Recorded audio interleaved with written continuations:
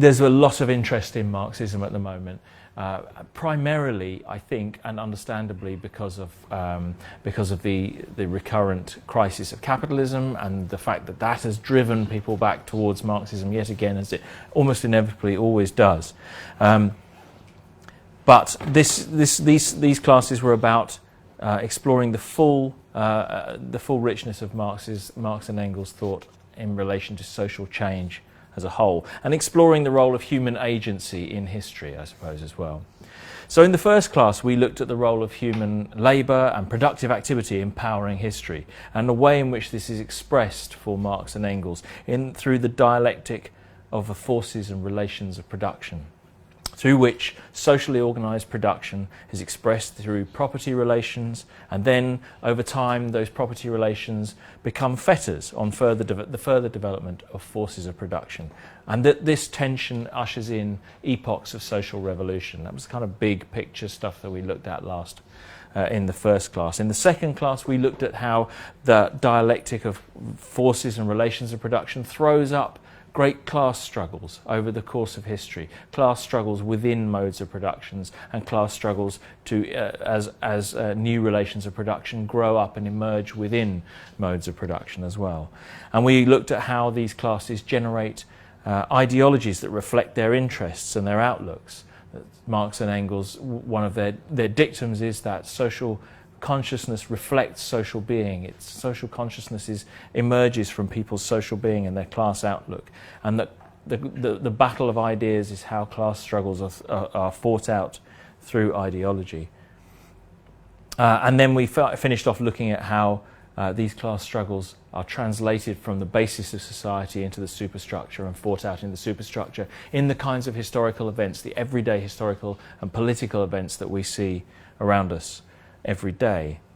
And in this class, I want to have a think. The reason I gave it this overblown title is because I want to think about how this understanding of history affects our thinking and our political agency in the world. What do we do differently if we understand history this way from if we didn't understand it this way? How does it change the way that we act as historical agents? How does it help the working class to think and act once we understand history in the way that Marx and Engels want us to? The first thing that I want to talk about is that this should give us a different view of the past, of history, the subject, history itself. Now, in bourgeois societies, history is typically seen, and under common sort of in academic debates and at a common sense level, history is commonly seen as one of these range of options that I've put up here, essentially. Something that's a very common interpretation, understanding of history in bourgeois societies, particularly among economists and adherents of political economy in Marx's day, is that history is now finished, in essence. That capitalism is the end point to which history was working, and there really isn't much history going on anymore. There are just economic laws at work.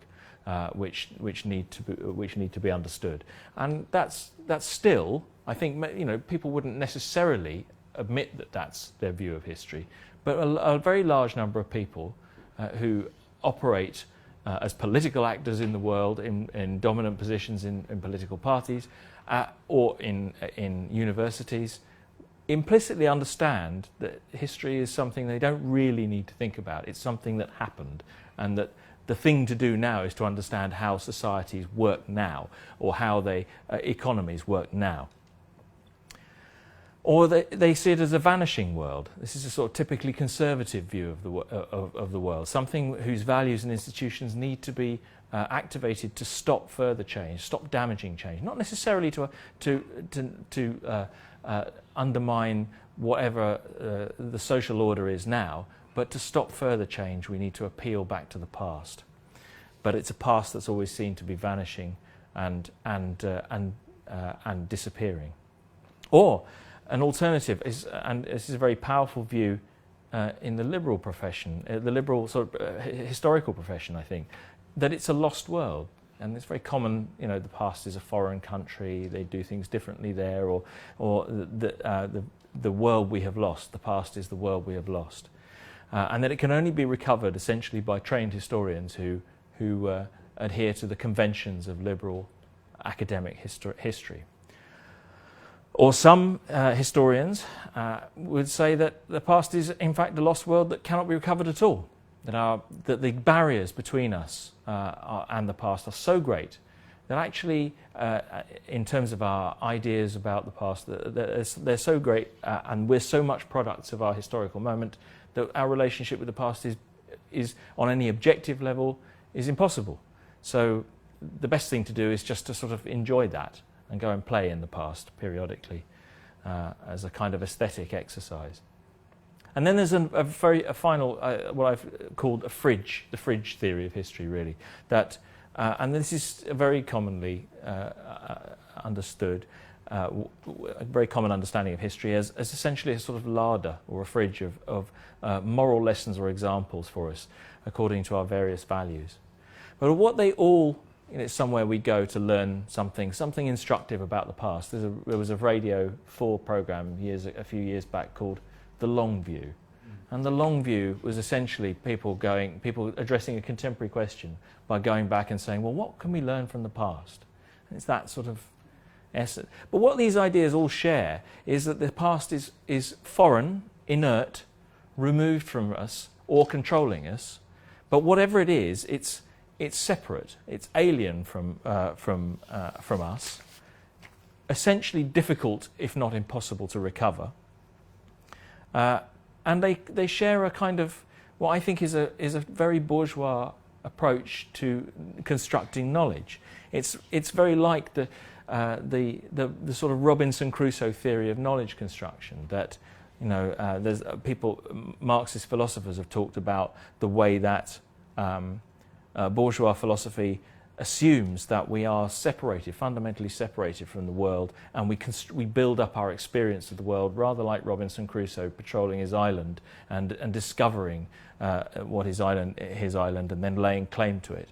Well, this is a very historical. The way that we approach history is very similar to that. Robinson Crusoe is washed up on his island, in this case the past, and goes about trying to construct effective knowledge about it. And for all the arguments that there are between historians about those different kind of conceptions of the past that I've listed up there, actually what they're arguing about is the rules of engagement for something they broadly agree about.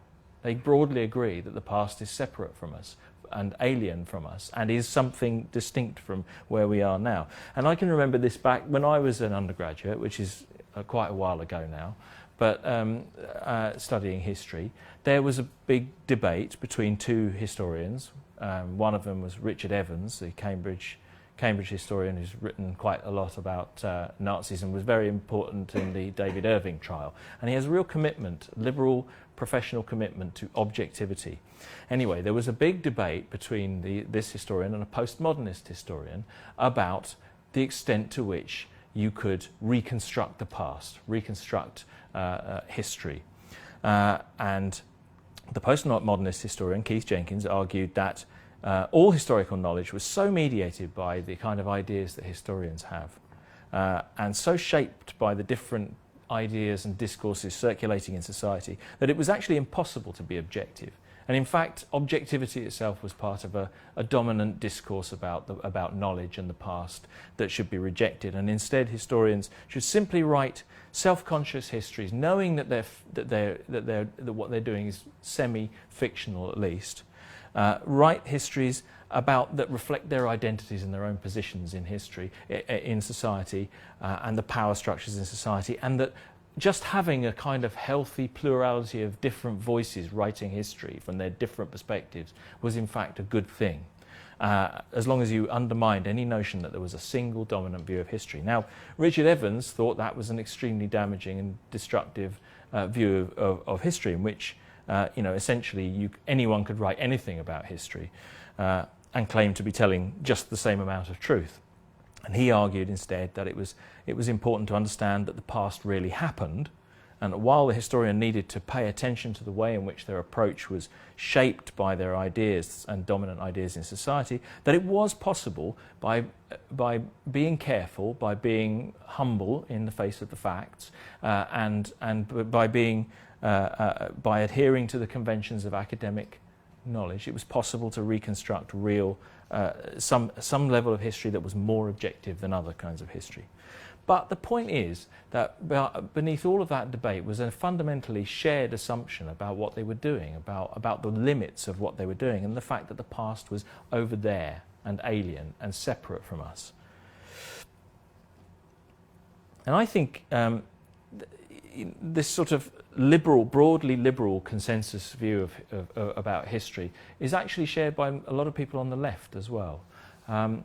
There is a version of left-wing history, for example, that quite justifiably says that the majority of history is written from a ruling class or dominant viewpoints, and that it's really important that we reclaim our history and that we write our history.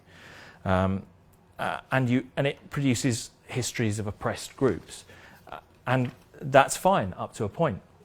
But it doesn't give us any criteria in itself for understanding what constitutes an oppressed group. And you can see the consequences of just thinking like in this way about our history, a sort of identity politics of history. When in debates over the English Revolution and Oliver Cromwell, for example, was Cromwell on the side of the angels, or was he an oppressor? Because on the one hand, he liberated the English state from the shadow of absolutism and Catholic reaction.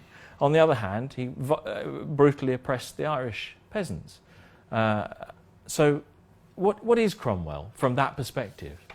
What do we think about that? And you get into a quite fruitless debate about the character of Cromwell in the end, thinking about history in that way. Well, historical materialism gives us a different way of thinking about history. Firstly, to go back to the kind of things we were talking about in the first class, that history is a unified whole. It's not separated from us, actually. We are a point in history which stretches back in time and which will stretch beyond us into the future, and that whole is unified by a single story, if you like. It's a complex story, but it is a single story that is unified by the fact of the unfolding of human productive power. That's the thing that lies at the heart of human history and makes it potentially a coherent whole, something we can understand. The second thing is that it is not dead, it's not gone, it's not in the past, it's not a separate realm, it's alive and with us and active in the present. History is active in the present, and it's all around us in the form of the social relations, the institutions, the cultures, and the ideas into which we're born and which surround us, and which are the preconditions, to go back to that theme that we talked about in the first and second classes, that we make our own history, Marx and Engels say. We make our own history, but we make them in the conditions that we inherit from the past, circumstances that we do not choose, and that we cannot will out of existence. Those things are the preconditions of our action. They're limits on our ability to act, but they're also the conditions of our ability to act meaningfully in the world. And that's history. That's how history. It's not just how it arrives and the context into which we're born. It's acting in our agency through us all the time. And we have to understand our position in history in order to take meaningful action in the present. We make our own history through practical activity, but our capacity to do so freely and consciously has to be understood as conditioned by the social and historical relationships that we don't choose and we cannot will away and that we inherit. And the degree to which we're conscious of that inheritance and these conditions determines the extent to which we can take any kind of self-conscious action and control nature and our own nature. Historical materialism also, as a consequence of that, historical materialism presents us with a historical opportunity. It says that the potential and the necessity exists to further develop human productive powers and exercise a historically new level of self-conscious control over society and our nature if we can understand our position in history accurately. And it also says that an agent exists which can take this opportunity. Now that capitalism exists, the mode of production, the latest mode of production in human history, a class exists with an interest in revolutionizing society. A class exists which has the need and the opportunity to unlock human productive powers from the confines of the capitalist mode of production. Capitalism unleashes productive forces to a historically new level, but it also confines them within private property relationships. The potential exists now to unlock human productive power from those confines. And the working class is the agent that can do that, because it's the exploited class, and also because it's being thrown together in great combinations of social labour, which are actually embedding a new, higher mode of production in the present now. And understanding the movement of history, therefore, is crucial to the working class being able to play that role. To be truly revolutionary, to be able to play that role, the working class has to understand both its position in history and the extent to which its history is active in the present, in the form of the relations that form our society and our consciousness. It's not just a case of the working class understanding where it's come from, but it has to understand how history is acting in the present now, through the ideas and the institutions and the culture that surround it, and that condition its activity.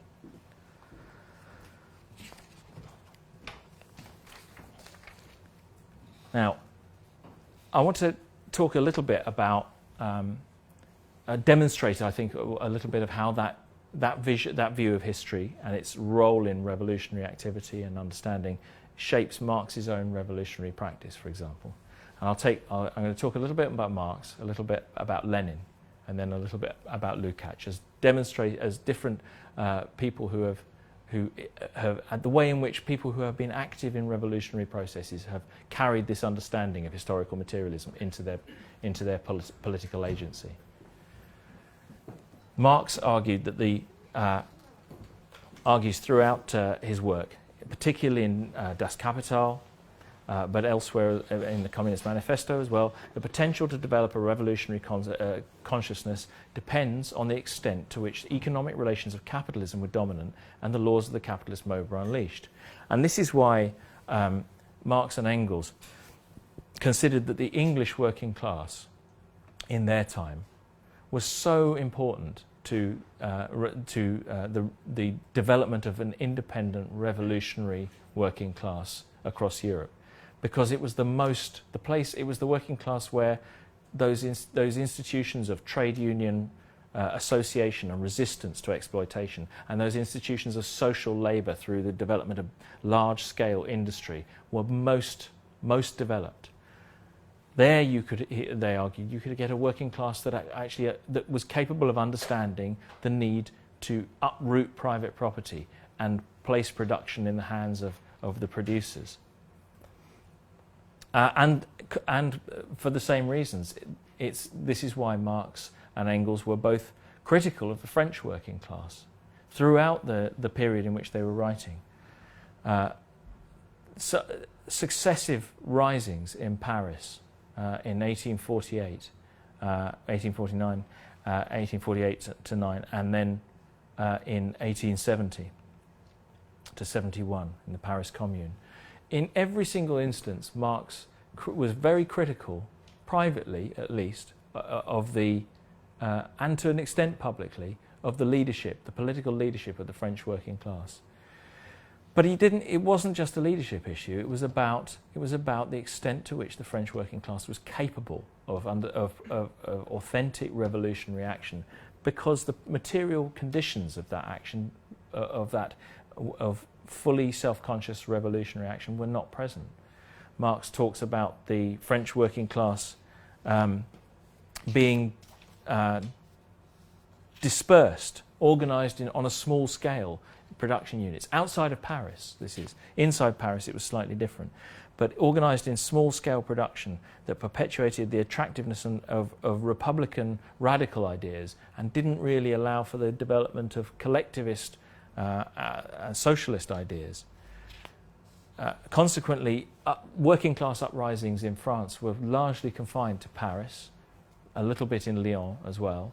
But in those few centres where industry was organised on a relatively large scale, outside of that, those risings were influenced by the French working class activity was influenced by radical republican ideas, anarchism to a certain extent, and it was adventurist. It was before the Paris Commune, the rising which instituted the Paris Commune. Marx wrote advising them publicly not to launch an uprising at that time, because the task of the working class was patiently to organise was to defend the Republic and to organise within the Republic and build its own organisational capacity as the laws of capitalist production became more embedded in France. But that's not what happened. And what happened was a rising was launched.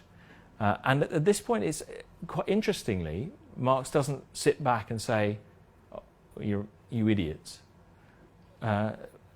neither publicly nor privately. Actually, independent class struggle always, for Marx and Engels, always has something to teach you.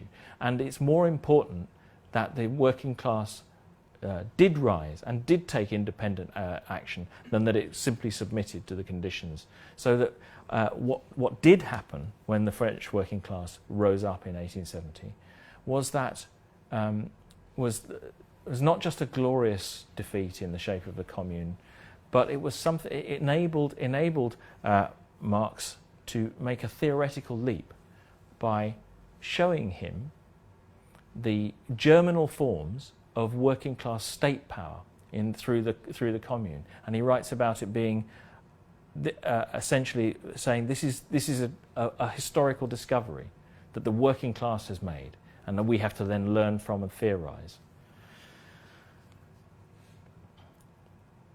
But in each case, the historical conditions within which the working class operates are of absolute importance for understanding what is possible. It was not possible for the French working class to win, to take state power, or even understand that was necessary. That was the necessary objective. Yet at the same time, the independent action of the French working class teaches the global working class movement something of value, of lasting value. And this is a point that Lenin, and in particular, picked up throughout his politics. For Lenin and for Lukács, as we'll see, the question of the revolutionary potential of any one of the particular historical moment that he was working in was of very real and very immediate importance. Unlike Marx and Engels, powerful labour movements had developed by the time Lenin was becoming politically active. Powerful labour movements had developed in Europe, especially in Germany, increasingly influenced by Marxism.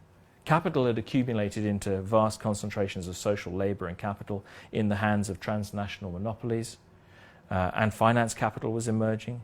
Imperialism was driving European states towards colonial or international wars, and class struggles were sharpening across Europe. So the question of the meaning of Marx's historical materialism was acutely relevant. Was history going to resolve capitalism into socialism through its own imminent development, or was the role of the revolutionary working class and its ability to understand its historical moment of greater importance?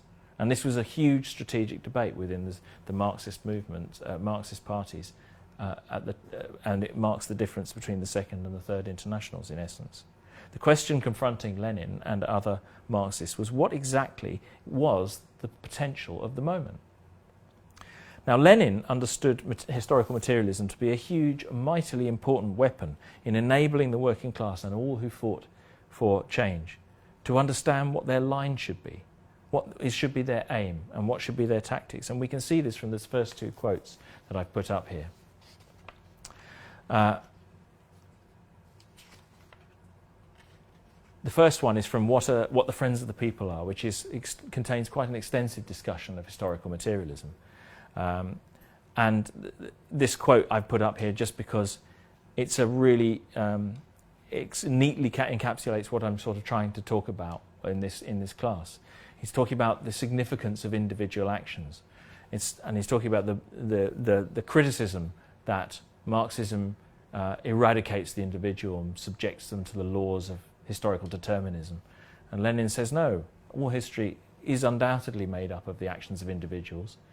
And the real question is, how do you judge the actions of individuals? How do individuals themselves ensure that their actions are effective in the world, and that they won't remain, as he puts it, isolated acts lost in a welter of contrary acts? How do we? The historical materialism gives historical agents a way of understanding how to be politically effective by understanding the historical moment effectively. And in Three Sources and Components of Marxism, Marx comes back to historical materialism again. Lenin comes back to historical materialism again, talking about what it gives you. It gives you a way. There's only one way in which to it's talking about reformers generally, that people who want reform of society have to understand the forces within society in order to make those, to make the changes they want. There's only one way, he says, of smashing the resistance that you won't understand why society doesn't change properly until you understand that there's a class sitting behind each institution with an interest in the status quo. And that there's only one way of changing that, which is to find the forces in society which can, owing to their social position, and must constitute the power capable of sweeping away the old and creating the new, and to enlighten and organise those forces for the struggle. So it isn't, historical change can't be an act of willpower or impressing your will upon circumstance. It must be an act of identifying forces, organising and with those forces, and helping to unleash them. And in the final quote here, which is from State and Revolution, I think there's another really important point about the way that Lenin makes about the way in which historical materialism helps you to understand what is the task of the particular historical moment that you're living in. And in State and Revolution, I won't read through the whole quote, but the point that Lenin's making here is that we can see that history itself is throwing up an obvious task for humans, which is the expropriation of capitalists. It is providing the historical material which will enable people the working class to expropriate capital, and that will undoubtedly lead to the development of the productive forces of society, and that launches the working class into the kind of revolutionary process that Marx outlines in the Critique of the Gotha program, an epoch of social revolution, if you like, that under the revolutionary dictatorship of the proletariat, when eventually we get to the point where the working class crosses the narrow horizon of bourgeois right and enters the phase of genuine communism. But Lenin insists here, we can't talk about that. We can't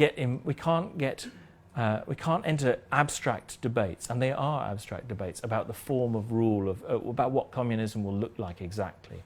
We can't do that because there isn't, as he said, I've emphasised the final line here. There's no material for answering these questions. There is material. There is a historical material in front of the working class saying that enabling it to seize control of production, expropriate the capitalist class.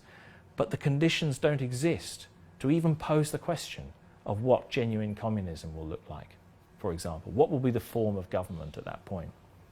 There is no material for answering these questions.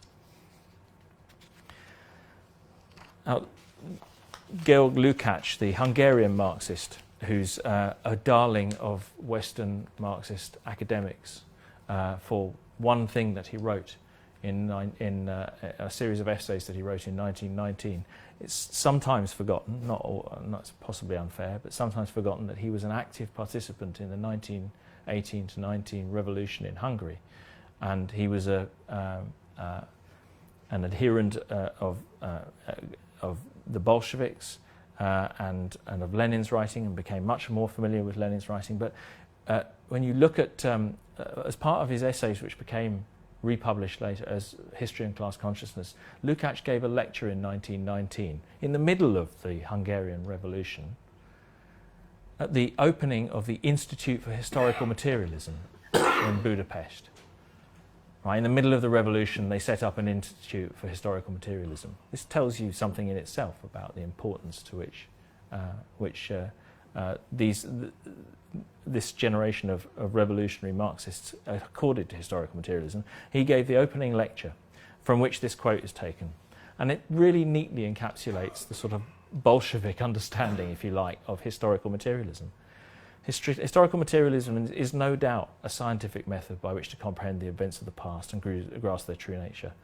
But it also permits us to view the present historically and hence scientifically, so that we can penetrate below the surface and perceive the profounder historical forces which in reality control events.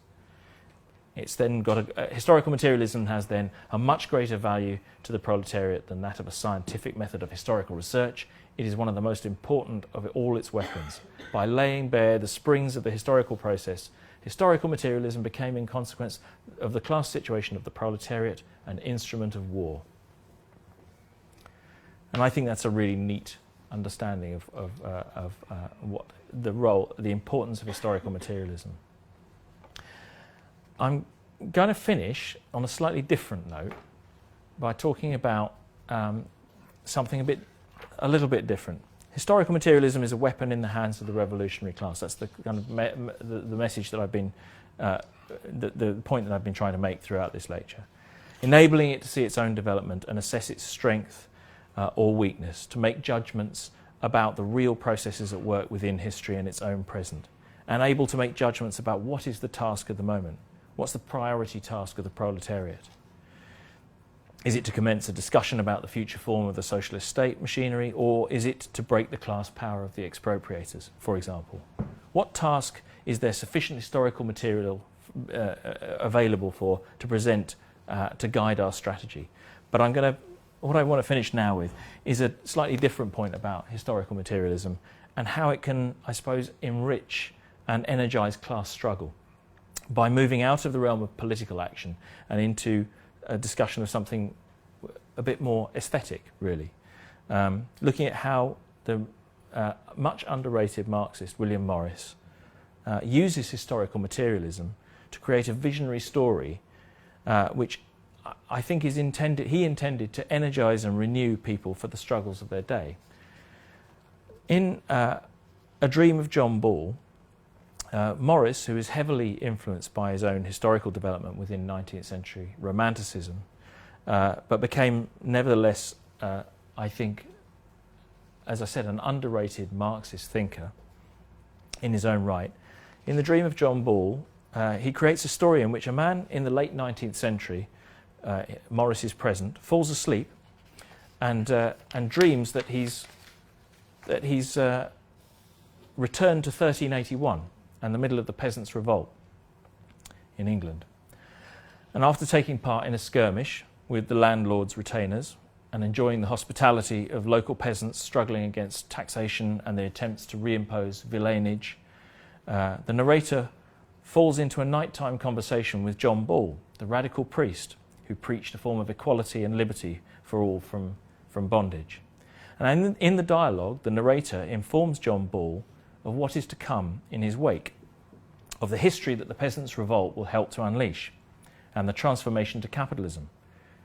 Now, John Ball is naturally appalled to learn that while men will be set free from feudalism, they will become enslaved as a consequence to an exploitative wage labour system that he finds it literally almost impossible to understand, and that machinery will come to dominate humans, human workers.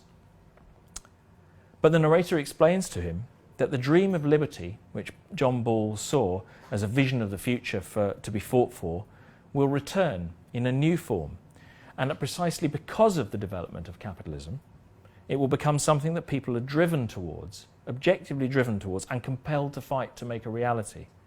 It's only because of the grey, cold light of capitalist exploitation that people can truly see the need to abolish class society.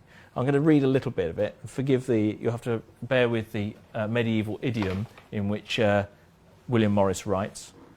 This is Morris, the narrator, to John Ball. He says, "John Ball, be of good cheer, for For once more thou knowest, as I know, that the fellowship of man shall endure, however many tribulations it shall have to wear through. Look you, a while ago was the light bright about us, but it was because of the moon, and the night was deep notwithstanding. And when the moonlight waned and died, and there was but a little glimmer in place of the bright light, yet was the world glad, because all things knew that the glimmer of day was of day and not of night. Lo you, an image of the times, to betide the hope of the fellowship of men.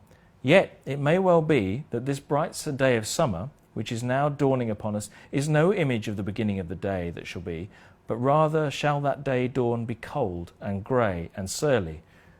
And yet by its light shall men see things as they verily are, and no longer enchanted by the gleam of the moon and the glamour of the dreamtide. And in essence what he's saying there is that capitalism is that grey dawn that enables people to see through the social the ideologies of authority and of natural, of absolute monarchy and religion. Capitalism is a necessary phase. By such grey light shall wise men and valiant souls see the remedy and deal with it, a real thing that may be touched and handled, and no glory of the heavens to be worshipped from afar off. And what shall it be, as I told thee before, save that men shall be determined to be free, yea, free as thou wouldst have them, when thine hope rises the highest. The time shall come, John Ball, when that dream of thine, which that this shall one day be, shall be a thing that men shall talk of soberly, and as a thing soon to come about. Now, it's the imaginative fantasy of the dream of John Ball that the radical preacher John Ball learns of the future to come and can be reconciled to the terrible suffering that will follow from where he fought for liberty, because his dream will become the next necessary stage of human history.